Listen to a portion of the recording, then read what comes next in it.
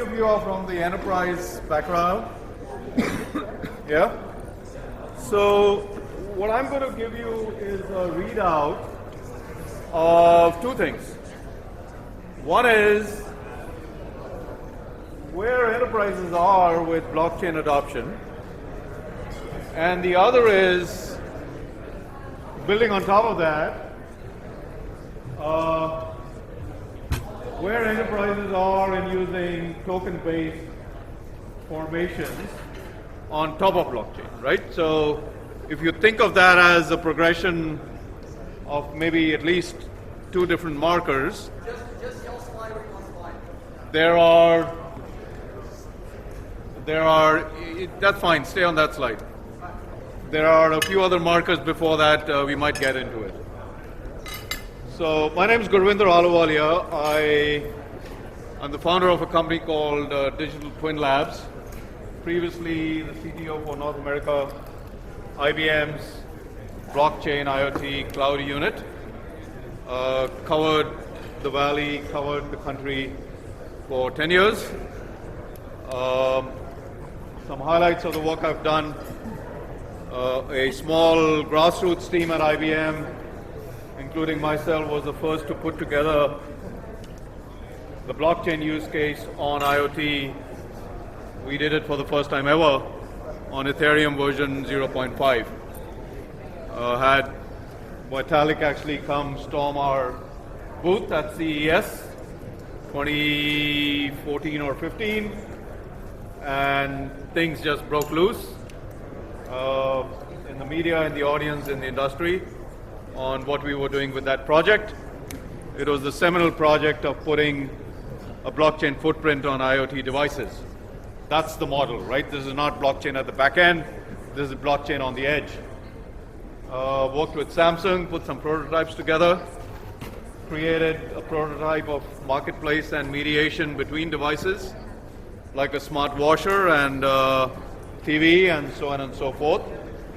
The goal was to provide to the industry a proof point of using blockchain for IoT, and equally important, producing a monetization model for IoT which is intrinsic to an IoT topology as opposed to a data-centric model or an OEM device-centric model.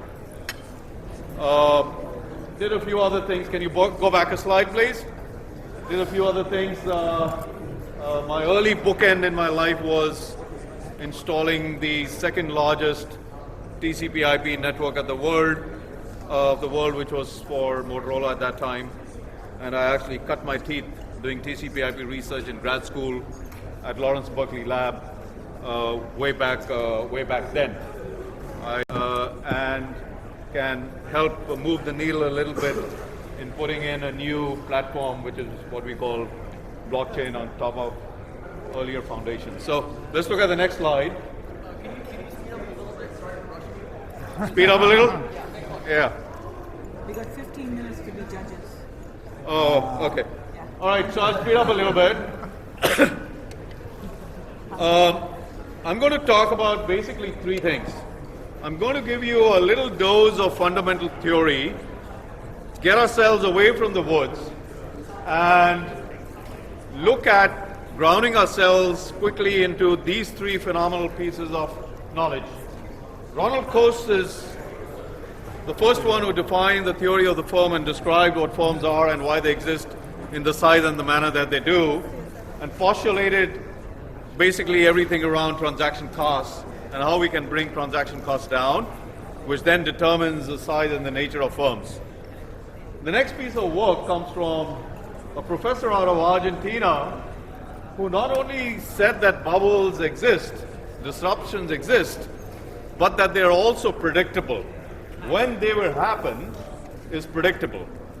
And the third piece of work comes from, more recently, from Douglas North, who for the first time defined this concept called institutional economics, which draws out a distinction between institutions and organizing or organizations.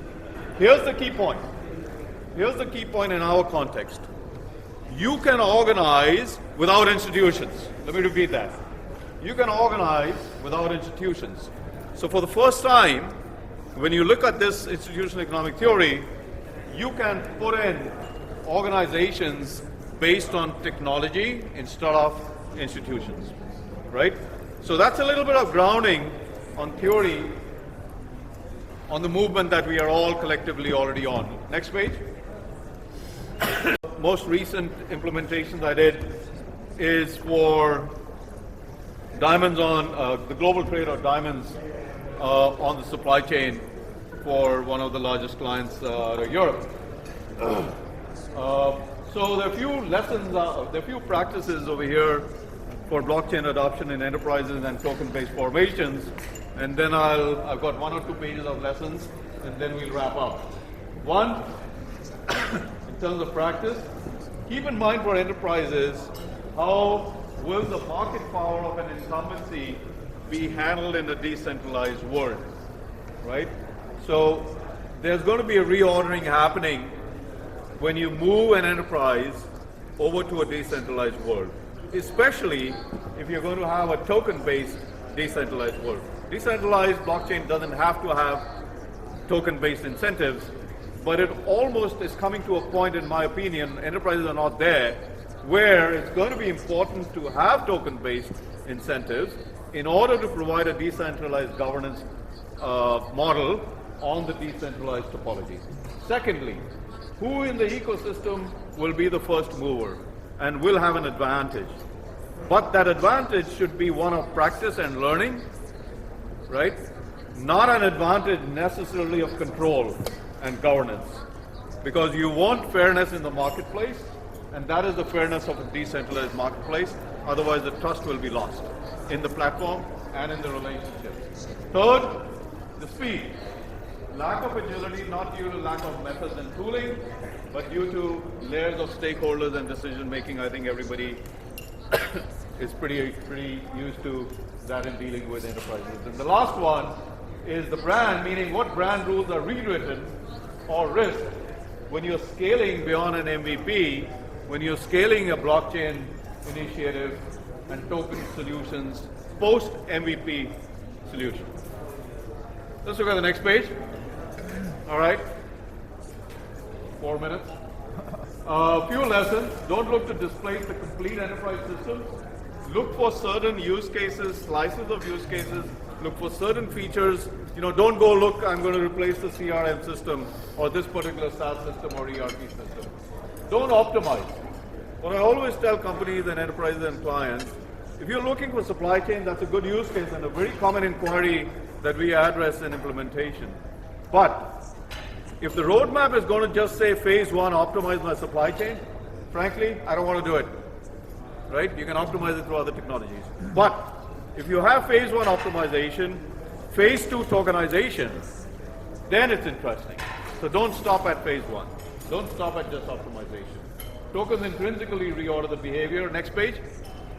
And that brings you to the lesson that if you want to take a narrative of tokenization to enterprises, this is what is important.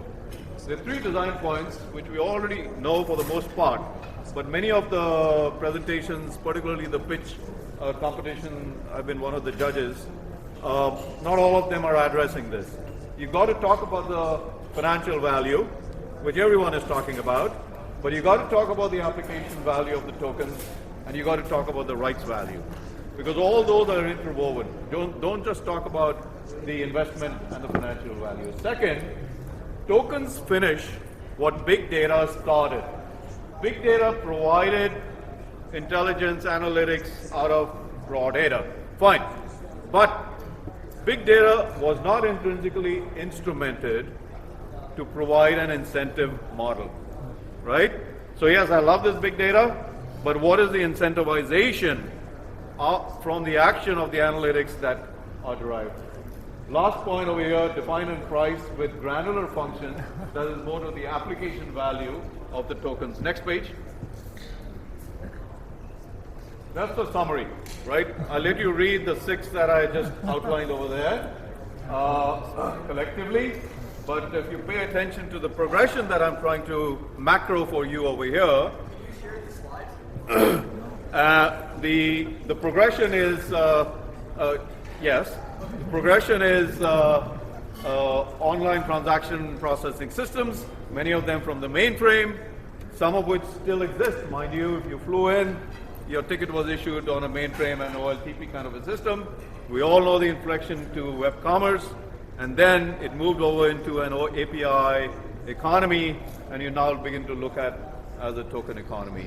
Now, while you look at the progression, also notice there's a plus sign between them.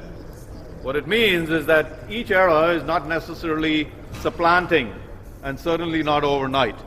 But as we go forward and move this world that we are changing, the previous world is shrinking, and then the new one is taking over.